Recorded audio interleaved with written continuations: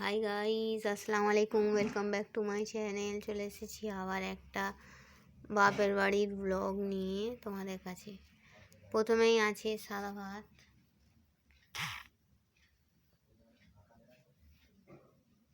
তারপরে আছে চিকেন কষা,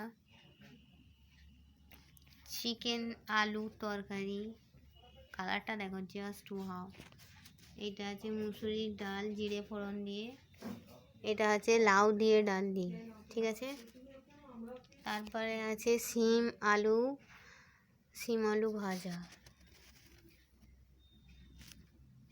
তারপরে আছে এটা শিক কাবাব ফ্রাই।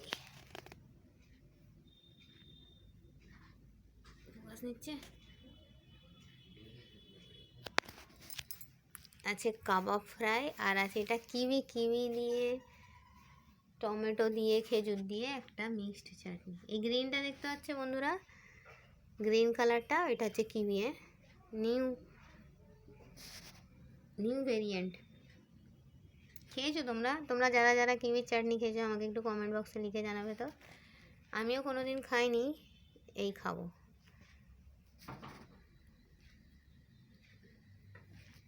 তো চলো, এই ছিল আমার বাপের বাড়ির ব্লগ। আর এটা আছে স্যালাড, যেটা ছাড়া খাওয়া ইনকমপ্লিট, ঠিক আছে, হজমের মূল উৎস।